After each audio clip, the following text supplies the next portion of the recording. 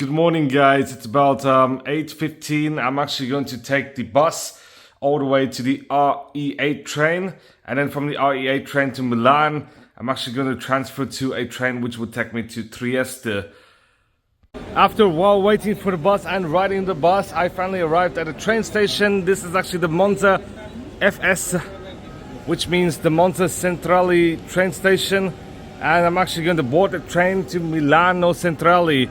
And then afterwards I'm going to Verona, Venice, which is actually Venice, and Trieste. After a 20-minute wait, I finally arrived on the train. Unfortunately, there's actually a 20-minute delay on the train.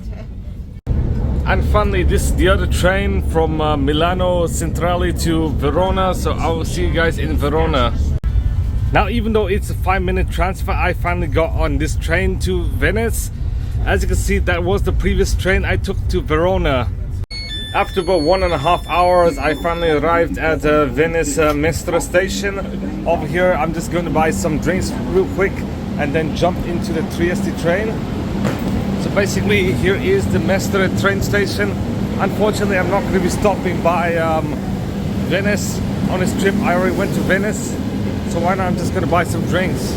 After buying a drink, which is of course a Fanta, I finally arrived in my third and final train. This is actually the train to Trieste Centrale. I'm actually going to see you guys when I arrive in Trieste, and I'm going to buy water for sure. I mean, water at the train station is of course very expensive, at around €1.50 or €2 rather than like 20 euro cents. After about 1 hour 50 minutes, I finally arrived in Trieste. As you can see, I have sort of visited Trieste last year, but in reality I only really stayed in the bus. There's so many things I want to talk to you about Trieste, as Trieste is quite a special city in Italy. It would have been part of Slovenia and Yugoslavia, but instead of being in Yugoslavia, which means the Eastern Bloc, luckily Italy did take control of Trieste, which meant Trieste is in the Western Bloc. Now, before going anywhere in Trieste, why not I'd just stop by my bed over here.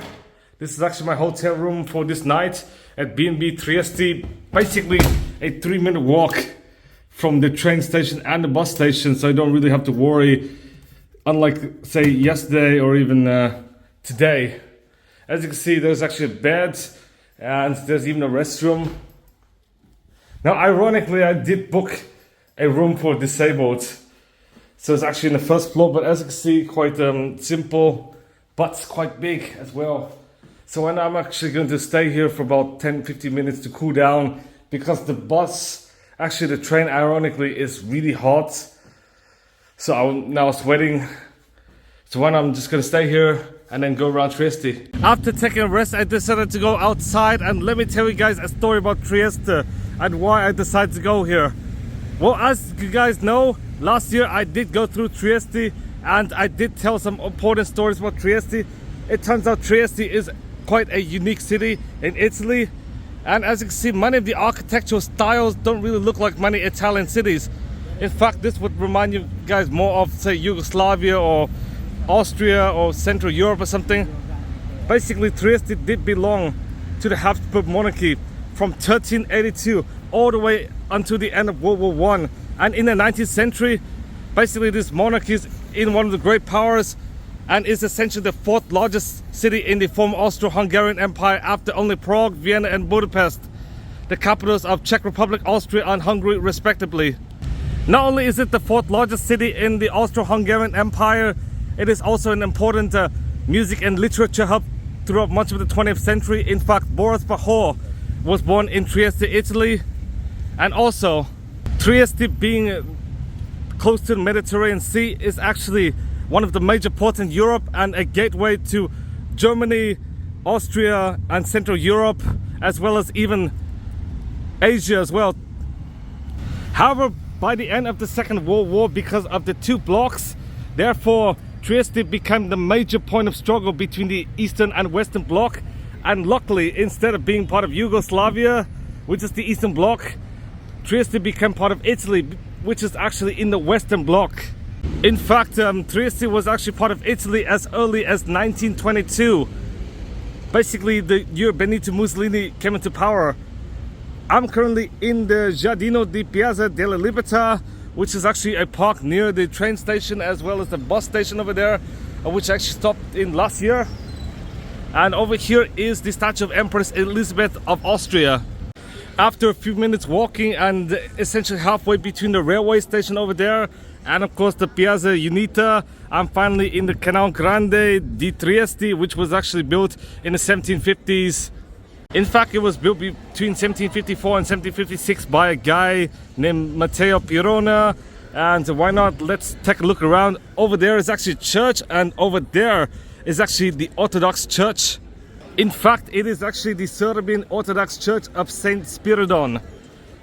As you guys all know, Trieste is quite close to Yugoslavia and Serbia and stuff, and therefore Trieste does incorporate a lot of like similar cultures to Yugoslavia as well as the rest of Central Europe. And in front of the church is actually the Piazza San Antonio Nuovo, and the church, whose name is Chiesa Parrocchiale di Sant'Antonio Domaturgo. I'm sorry if I butchered the pronunciation, I did try my best. And fun fact about this Canal Grande was actually built so boats could actually go into the center of the city to unload the goods, basically making Trieste essentially one of the maritime capitals of Europe.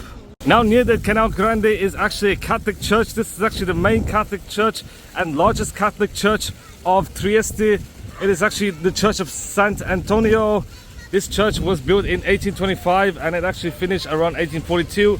It is actually in a neoclassical style, as you can see, with the arches.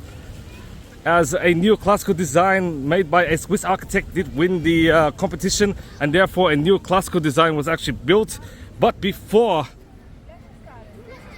this church was actually constructed, there was actually an Annunciation church which sits on this site, and basically by the mid 18th century a guy did purchase this church and actually converted it into a Catholic church, a Baroque style church, but the Baroque style church is too small to accompany the masses of Trieste, and therefore this church was actually built. So I'm actually going to enter this church to see what it's all about.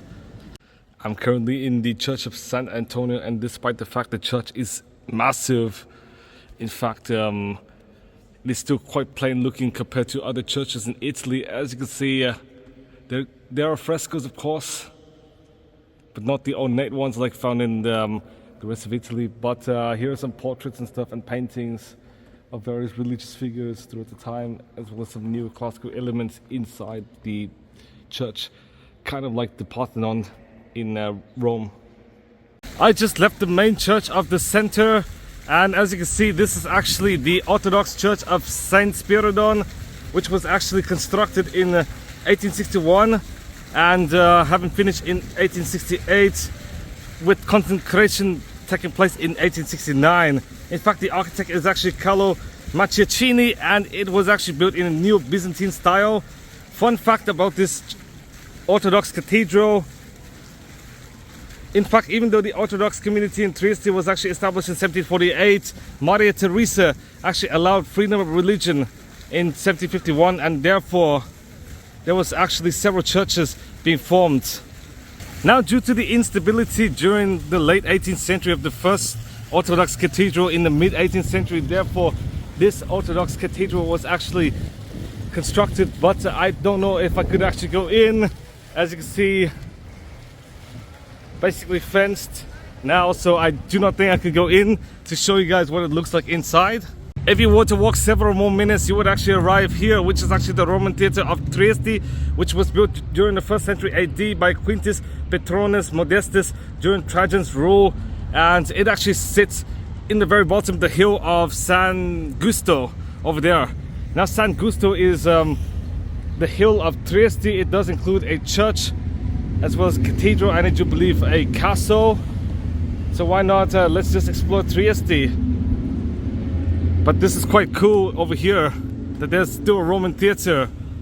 Ironically, despite the fact this Sant'Antonio church is actually the main church of the center of Trieste, in fact there is this church as well, which is even older. It was actually built in 1627 in the Baroque style, and it is part of the Diocese of Trieste. And guess what? Its name is Santa Maria Maggiore, a church which I did miss in Rome due to the plane. But why not? I'm actually going to go up these excruciating steps to actually get to the top to actually see what the cathedral looks like. And here I am inside the cathedral. As you can see, it is a lot more marvelous than the previous one, as it's built in the Baroque style. But as you can see, the frescoes on the very top on the dome is still quite similar, however with more design. Just take a look around. It basically took about 100 steps for me to go up the cathedral, but as you can see, I do believe this is a lot nicer than the previous one, which I do believe was more plain. Now I'm actually going to cross the Piazza Piccola to actually get to the Unity Square of Italy. But first off, I gotta show you guys, there's actually the Fountain of Four Continents somewhere around here, close to the Unity Square of Italy. And over here it is. I do believe this is the Fountain of Four Continents. As you can see, over there is the courthouse, and the house that it did go into is actually the city hall over here. Yes, basically this is the city hall, and over here is the Fountain of Four Continents, and this whole square is the Unity Square of Italy. In fact, despite the fact the city hall does look either Gothic or Baroque, it was actually built in the 1870s by Giuseppe Bruni, and in 1938, just before World War II, Benito Mussolini did announce the promulgation of racial laws in fascist Italy around this area in Trieste. But here is what the Unity Square looks like, and why not? I'm actually going to the day spa to actually get some water. I'm quite thirsty now. I'm now outside the Unity Square, and now I'm actually going to enter this museum, which is the Revotella Museum, and I'm curious what it is going to be all about inside. I'm now inside the Revotella, and as you can see, I do believe this is a car of some sort, or even a stagecoach of some sort. And as you can see, there are actually a lot of paintings, and I do believe many of these paintings are actually either royal paintings or even military paintings of some sort. Hence the name Revolt inside. And as you can see, there are actually some paintings, as well as some military paintings as well around here. Now, even though essentially every text is in Italian, I'll show you guys. Basically all of it is in Italian, and I barely even understand Italian. I do believe this is actually a library or la biblioteca, and I'm actually going to go to another floor now. Why not? I'm now in the second floor, and when I see this museum describe about the Canal de Suez, which is actually the Suez Canal in Egypt, I do know this does talk about Trieste's history. I do believe this is actually a Trieste History Museum. Over here is actually the Suez Canal. And basically Trieste is over here. It actually does open to Suez the Canal, which actually does open all the way to Asia and Turkey as well. Over here are some maps, as well as some books, which is actually an atlas. And here are some paintings. And here are some people. Basically, much of the text is in Italian, unfortunately, so I don't really understand. I do believe this is actually a room of some sort, but I'm not really sure. And this is actually another room, and another room over here, which I do believe is some sort of dining room, but I'm not too sure. I do believe this room is where many officials meet in Trieste, and I do believe this is actually some sort of living room or office room or something. I'm not sure, but this is for sure going to be either a living room or bedroom. Basically a sofa-like bed. And I do believe this is actually a dining room of some sort, but I'm not really sure because none of these are actually in English. But this is actually the private apartment of Baron Revotella, hence the name Revotella Museum. I'm now in the third floor, and as you can see, there are even more rooms here.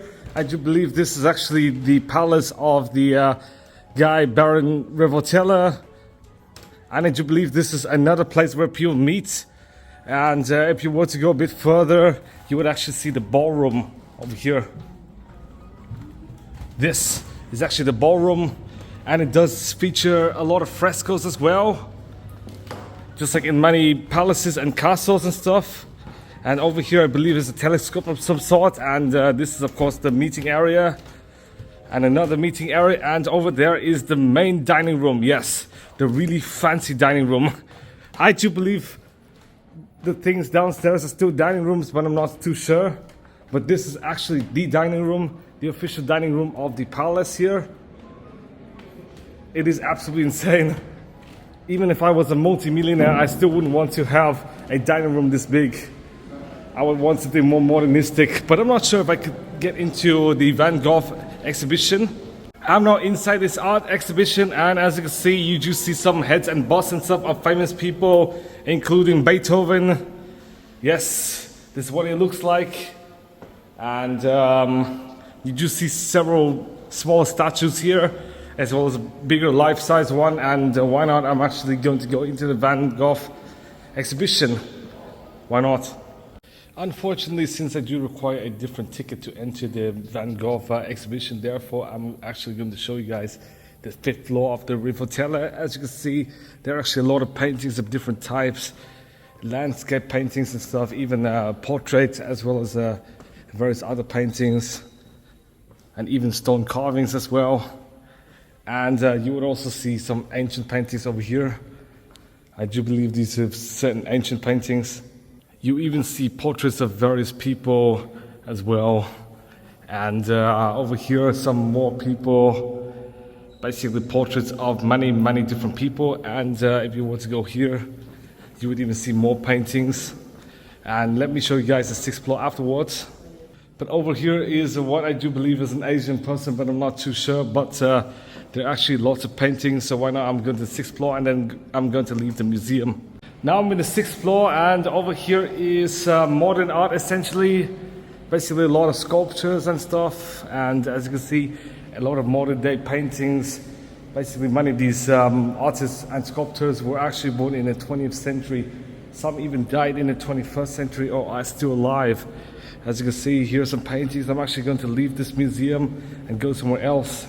I just left the museum and actually bought some water for today and tomorrow. And this is actually the Arco di Riccardo, which is a triumphal arch. It was actually built between 33 and 32 BC, and it is actually a Roman ruins. It is basically the only part of the Roman wall which still exists, and it is actually 7.2 meters. And finally, the last thing I'll do before eating dinner is I'll show you guys this, the Molo Audace, which is actually a pier in Trieste, kind of like the Santa Monica pier, except there's no amusement park, which actually divides the San Giorgio and the San Giusto parts of the, you guessed it, the city. Sorry, I did meant the basin, and basically you do get to see some scenery from, you guessed it, the Adriatic Sea. And there are lots of ships which still prove that Trieste is currently a maritime capital in Europe, even if it only has 200,000 people today. Okay guys, this is the final view of Trieste before I go to the restaurant, which is actually very close to the hotel. I'm just gonna buy pizza and I'm gonna bring it to the hotel and eat. But over here it is a very nice view of the ocean, the sea I meant, as well as, you guessed it, Trieste. And basically Trieste, I do believe, is an underrated gem in Europe, as Trieste does not receive as many tourists as, of course, Milan, Venice, Rome, Naples, Verona, Genoa, or even Lake Como, or Florence and Pisa, of course. So basically I do believe it's a hidden gem, and plus it is quite unique given their Central European architecture, plus Italian architecture, plus even ancient Roman artifacts. And I do believe this is quite a unique place to visit. I'm now currently in the Pane pizza, and I'm ordering a prosciutto pizza, and then I'm gonna bring it to the hotel and eat. Okay guys, I just returned to the hotel. This is a €6.50 pizza, and I'm just gonna watch a movie, actually Top Gear, and eat this pizza, and I'll see you guys tomorrow. So thank you guys for watching. Please give a big thumbs up, subscribe for more videos. Tomorrow I'm actually going to go to Ljubljana, where I'm going to rent a car, possibly, I don't know. And if I were to rent a car, I might drive all the way to Bled and then all the way to, you guessed it, Hallstatt, enjoy the day, and then return to Ljubljana for the night. And then the next day I'm going to go to Zagreb and maybe go to the Nikola Tesla Museum. And maybe who knows, the Zagreb Cathedral, if it even opens. So thank you guys. I'll see you guys soon. Okay guys, before I go, let me show you guys the places I did not go today. I did miss anything in San Giusto, Miramare Castle, San Saba Rice Mule, Victory Lighthouse and Kainz Berlin.